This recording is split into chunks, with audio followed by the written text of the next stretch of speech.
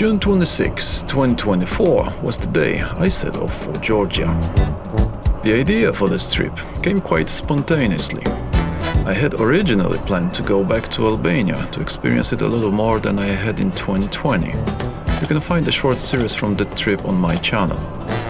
However, looking at the political situation in our part of the world, but not only, I had the thought that with the further spread of Putin's aggression on our neighbors in a few years, I might not have the opportunity to visit Georgia again. Again, because I was there for the first time in 2015 with my then wife Viola, our dog Zara, and traveling in our first Land Rover Discovery 3. The video from that trip was never completed, but on the occasion of this series I decided to dig up some raw footage and include it here. Mainly for two reasons. Firstly, this time I focused only on locations that gave me respite from the hustle and bustle of everyday life, so to extend the educational nature of this series, I will show what can be seen between the places I have focused on during this trip. Secondly, to show how this country has changed over the decade, which may convince all those who claim that they still have time to experience this beautiful, less and less wild place located on the edge of Europe and Asia to speed their trip up. Due to the war in Ukraine, the distance has increased by 1,000 kilometers, comparing the option via Ukraine and Russia and the one I decided to take, driving over South Europe and Turkey. But to tell the truth, comparing quality of the roads in the transit countries, mostly two-lane highways, with those from option A, I'm not convinced that the shorter route would have been faster. Hence, having set off from Poland southwards, knowing that I had to cover over 3,500 kilometers before I reached the Turkish-Georgian border, I decided to grit my teeth and do it in the shortest possible time despite the weather. I made my first stop for proper rest after 1,584 kilometers. I managed to do this part of the route in 16 hours and 47 minutes. The average speed was 94 km per hour, so you could say I was speeding quite a bit, considering a heavy expedition car on empty tires, of course. I found a place to sleep just beyond the Serbian-Bulgarian border by simply turning off the highway onto a side road and finding a piece of gravel road about 7 km from the border. It was 4 in the morning. The next day started with a traffic jam. Standing in almost 40 degrees heat is not pleasant, and as you can see, it's bad for some people's heads. Only a total idiot would overtake on the emergency lane, and I don't know about you, but I usually don't let them in when I see such behavior. In this case, unfortunately, I didn't want to waste time waiting for the police after ripping up his side with a steel bumper, so you're very lucky, moron. Then I had 372 kilometers to the Turkish border, where I spent almost 1.5 hours. I was directed to the detailed inspection and they wanted to take my drone and 2 cameras away. The drone weighed more than 500 grams and supposedly you can only have 1 camera. I had 3 with me. Considering that just before the border I heard the first disturbing sounds coming from somewhere in the drive, I began to wonder if this wasn't a sign not to go any farther. Despite everything, I managed to convince them to leave me the equipment by saying that I was just transiting through Turkey, so in the end they let me go. Then came Istanbul. I absolutely wanted to drive it at night, so as not to get stuck in more traffic jams during the day. Despite growing tiredness, I crossed the bridge over the Bosphorus Strait just after 9 p.m. I covered the next 290 kilometers in 3 hours 20 minutes. I knew that being close to the metropolis I wouldn't find a secluded spot, so I continued east, sometimes amazed at how the local drivers drove.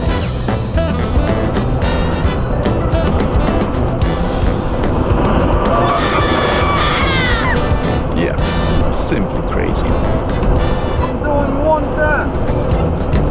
After 927 kilometers and another 13 hours behind the wheel, I stopped for the night.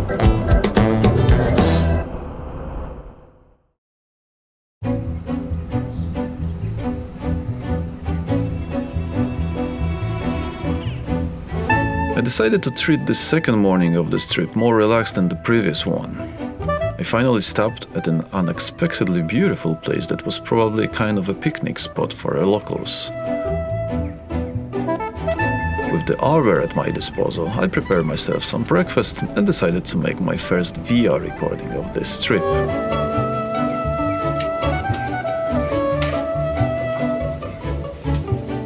Hi guys.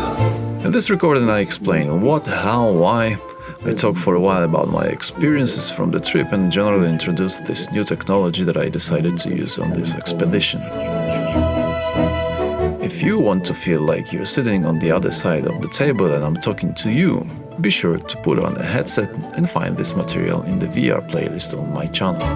Thanks environment and thanks to the omnidirectional sound of the And that's how my morning passed lazily.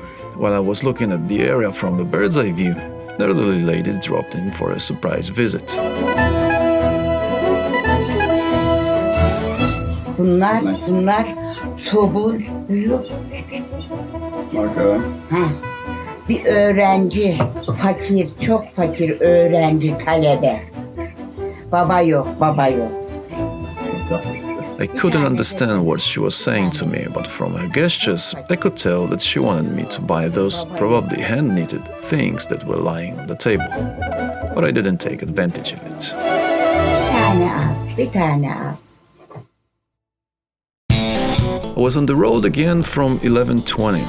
It was third day of temperatures about 30 Celsius degrees, so I was looking for those little breaks in the shade, even if they were a few minutes long. This time, during another visit on the gas station, and it was already the 8th since leaving Warsaw, I met a Turk driving beautiful classic Mercedes-Benz, heading for a vacation to Samsun. After a short introduction, it turned out that he lived permanently in the Netherlands, but had a Polish wife. I don't really remember if it was his wife, or maybe his ex-wife, or maybe his girlfriend, or his ex-girlfriend, but it was hard to follow the story told in part German, part English, part Turkish, and part Polish. But nevertheless, conversation was funny and he seemed to be a nice guy, so we spent a few minutes more on a little chat. After leaving the station, we raced a bit. We are men and competition is in our blood, so we overtook each other a few times until I finally let go because I heard some disturbing knocks from the drive again. The next 500 kilometers of the journey passed in a routine monotony, but this time I didn't push until dawn as I was really tired after those 3 days, so around 10 p.m. I went to sleep to wake up around 7 and finally reached the border around 1:30 p.m. June 29. 3,468 kilometers made in 3 days and 1.5 hours. Not bad. Not bad at all.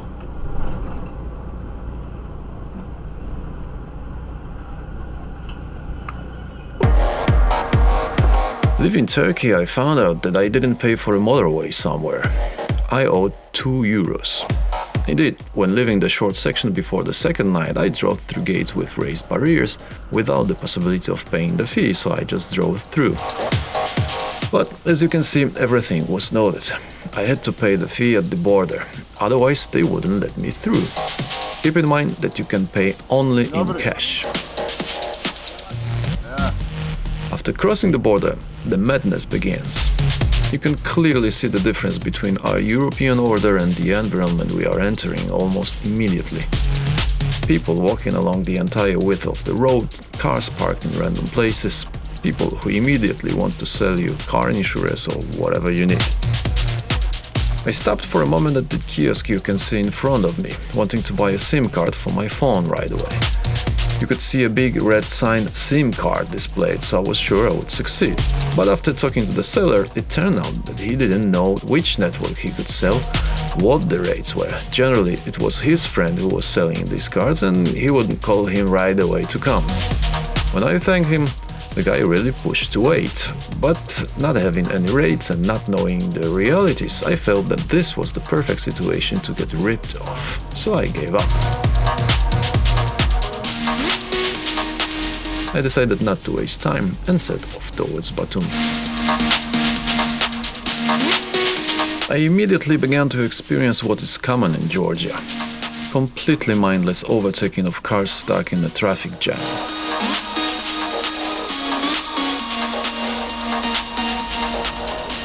Although it was still nothing as it turned out shortly afterwards, the very fact that the policeman standing here on the right side did not react to such behavior allowed me to assume that due to the tolerance of such actions, one should be on one's guard.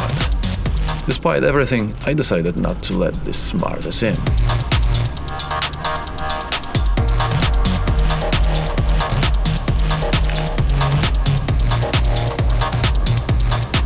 I made another attempt to buy a SIM card while filling up. I asked the person at the dispenser if they had cards. He said yes. When I asked if I could buy them at the store belonging to the station, he said no. His friend sells them and would come over soon. I refused again.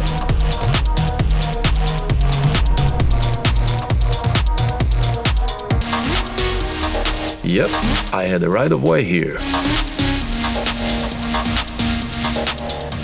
Finally, after several dozen minutes of circling the city in the hope of finding a place selling SIM cards, which is not easy considering the fact that the Georgian letters means absolutely nothing to me, I decided to pull into the station and ask the policeman standing there for advice. Communication was very limited because knowledge of English is still not common, especially among the older generation, but also among the middle-aged. So finally, after using Google's voice translator, the policeman gave me access to his mobile network from his phone, thanks to which he could find a salesman on my phone in Google Maps, set up navigation, and equipped with such knowledge, I set off on my long-awaited shopping.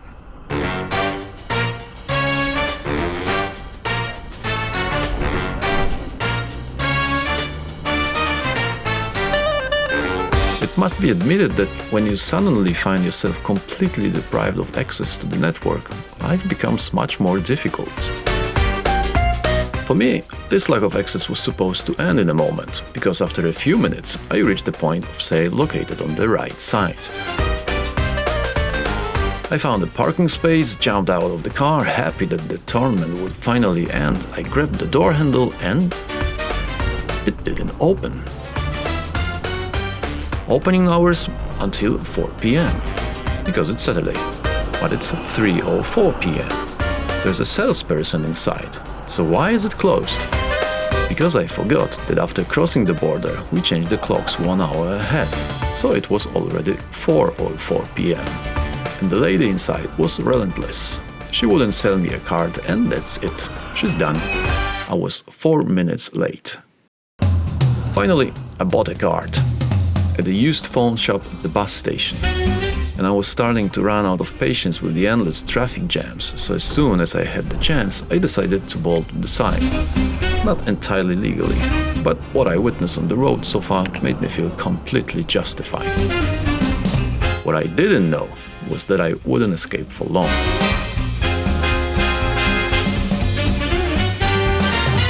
After a few minutes, I was stuck in a traffic jam again, and this time the situation was getting hopeless. At that exact moment you can see here, I didn't know yet why the traffic jam was forming and what the situation was like ahead, but I had a feeling deep down that the cars appearing on my left shouldn't be there. And it quickly turned out to be true. The cars lined up on the left were standing on the lane dedicated to the traffic in the opposite direction. The pedestrian, who had been honked earlier, tried to talk some people into reason, but it was to no avail. It's hard for me to comment on this in any civilized way. I don't know if it's a total lack of respect for other road users, showing that you're more important, or just plain stupidity, but cars pushing in from every side only made the situation worse with every minute. I'm sorry. Yeah, you know this is one way here. Yeah, I think this is No, crazy no, what's going no, on my here. friend. That's ridiculous. Yes, your visitor. So this is one way. This is forward side. Don't possible to stay here. Yeah, okay. I understand. Yes. I just thought that everyone... Stay please the rough side. Okay. Okay, yeah. Okay. Sorry. No worries. If you can't drive on the road, what's the sidewalk for? This idiot decided he wasn't going to stand there any longer and started along the pedestrian path. I also tried to point out to one driver standing against the floor that he's on the wrong lane, but he didn't care at all. You're on the wrong lane. You're on the wrong lane. I wonder what to do in all this madness. Not letting those idiots who don't care about traffic regulations in won't help to ease the jam. Letting them in will teach them that there will always be someone who will give up and they will continue to act like this. Despite everything, I decided to be the smart one and let the morons in. After all, the police should be enforcing the laws in the country, not me. But how do you keep common sense and not enter a railway crossing when you can't exit it? Leaving any gap in front of the bonnet was out of the question because someone would immediately take advantage of it. Here, you simply have to drive on bumper to avoid getting stuck. And police, they simply don't care at all.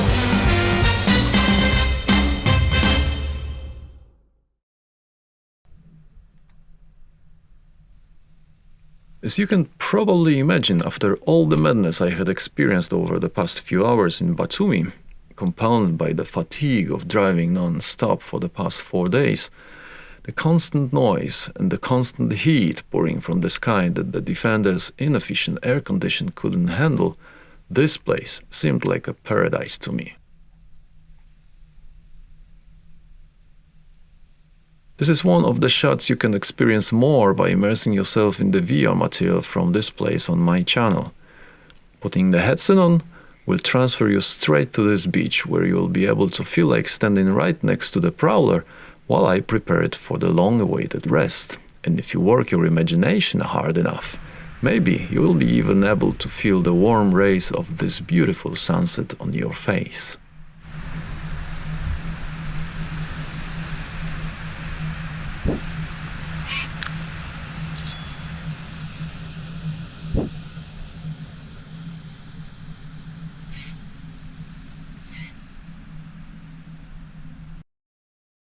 Unfortunately, I didn't get to enjoy this place for too long because after dark, the police came to me. The conversation was difficult again. They only spoke Russian apart from Georgian. I understand something, but not enough to have advanced conversations. Basically, they told me to move to a campsite 5 kilometers away from where I was staying, supposedly for my safety.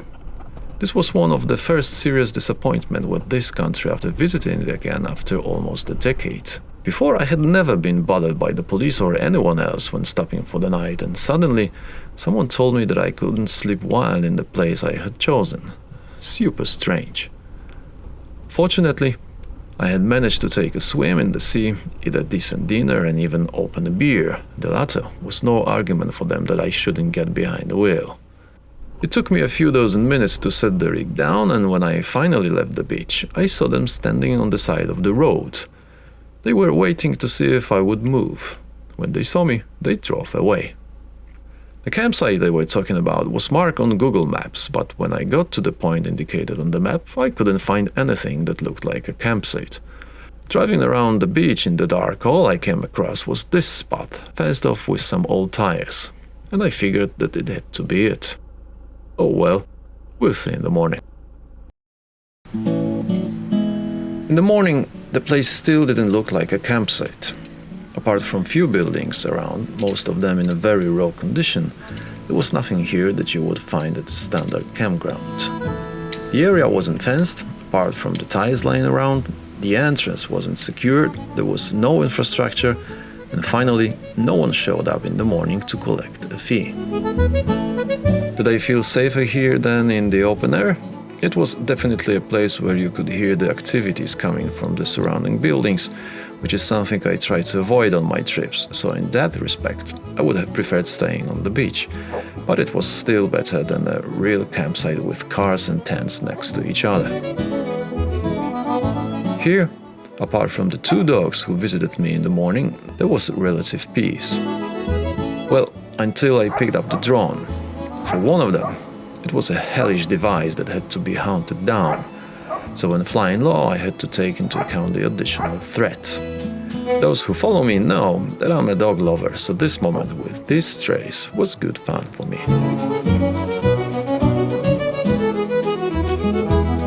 Luckily, My self-proclaimed camp guardian quickly gave up and I could continue enjoying the relative peace.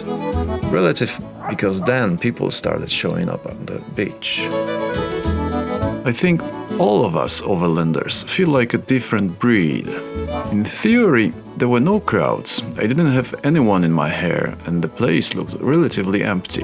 But the immediate vicinity of the buildings made me want to be somewhere else.